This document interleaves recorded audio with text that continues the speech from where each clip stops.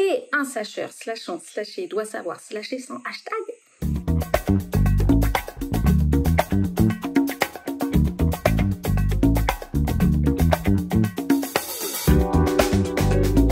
Je suis Marie Boudard, je suis moitié réunionnaise, moitié charentaise, mariée depuis 20 ans, j'ai des jumelles de 17 ans, j'ai vécu 13 ans d'expatriation et aujourd'hui je suis slasheuse.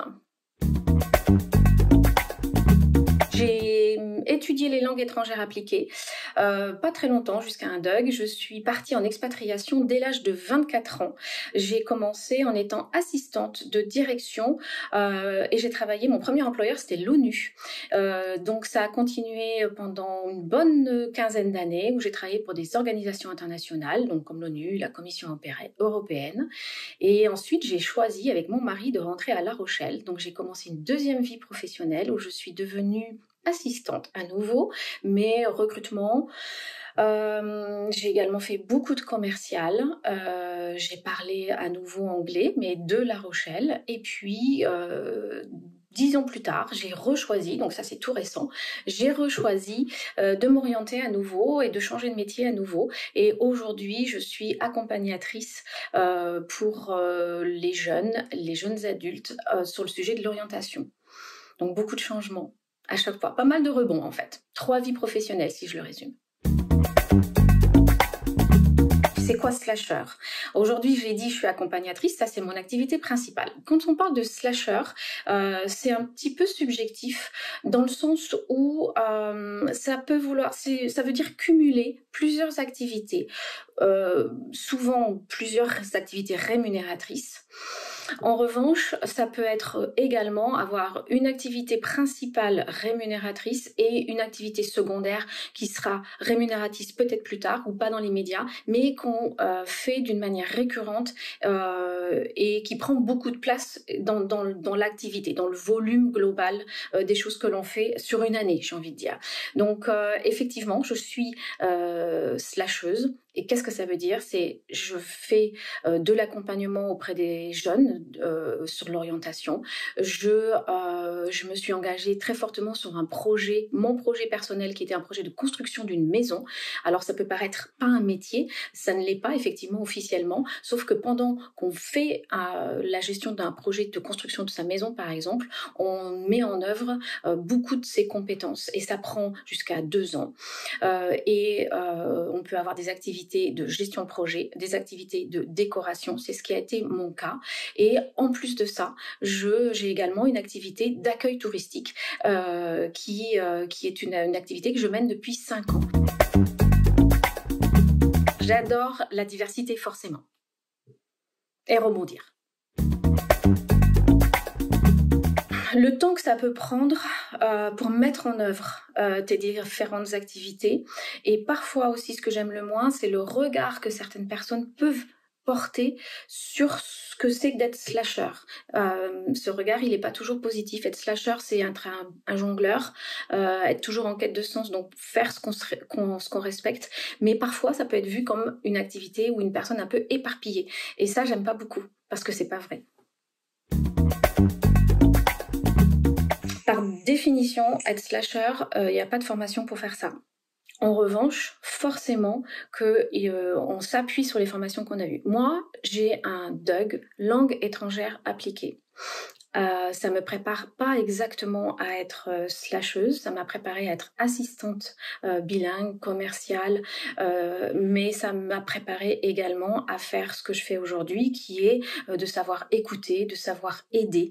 Donc aujourd'hui, je me forme à nouveau puisque j'apprends le métier de coach. Donc forcément, qui dit slasher dit multi-formation aussi, souvent.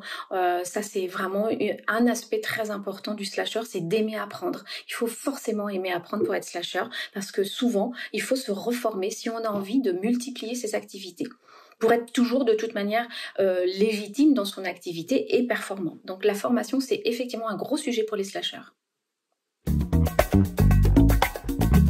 Slasher, ça peut être merveilleux parce que ça veut dire qu'on peut atteindre des salaires intéressants. Moi, globalement, en ce moment, vu que j'entame ma 3e activité professionnelle, ça fait pas très longtemps, je me rémunère quasiment pas, mais dans mon business plan, j'ai établi que j'aimerais être aux environs de 1500-1700 euros net dans mon activité d'accompagnement de coach orientation. C'est de s'écouter et de s'aimer tel qu'on est. Ça, c'est vraiment le plus important pour moi, pour les personnes qui ont une personnalité et une tendance à être slasher, c'est qu'il faut absolument qu'ils se respectent. La deuxième chose, c'est de faire au moins une fois par jour, si possible 5 minutes, de ce qui nous met en joie. Ça, pour le slasher, c'est hyper important puisqu'en fait, c'est une énergie. Être slasher, c'est avoir envie de faire plein de choses. Et donc, il faut être absolument en joie, au moins 5 minutes, se respecter et d'aller chercher ce qui nous met en joie. La troisième, évidemment, c'est se former, apprendre. Parce que pour les slashers, c'est forcément de ça dont il s'agit, c'est qu'on a beaucoup d'intérêt et on va aller toujours apprendre quelque chose. Un jongleur, il doit jongler de la main droite et de la main gauche. Donc c'est respecter tout ça et effectivement d'arriver à un niveau de joie bien sympa pour soi. C'est mes amis Caroline et Jean qui ont décidé d'adopter 2 lapins. Et donc, un jour, ils y vont, ils adoptent 2 lapins, ils les ramènent à la maison et ils décident de les baptiser, de leur donner un nom.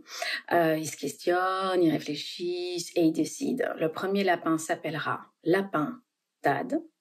Le deuxième lapin s'appellera Lapin Dicite. Ah, t'as pas compris la blague, là, c'est sûr, tu rigoles pas. C'est impossible que t'aies compris la blague. Lapin Tad et Lapin Dicite. T'es sûr? Ça fait clap along if you feel like a room without the roof. Clap along if you feel like happiness is the truth. Clap along if you know what happiness is to you, because I'm happy.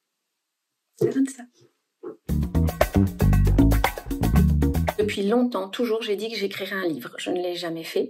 Aujourd'hui, à 52 ans, j'ai décidé que je le ferai et j'ai commencé à le faire. Il y a déjà pas mal de chapitres.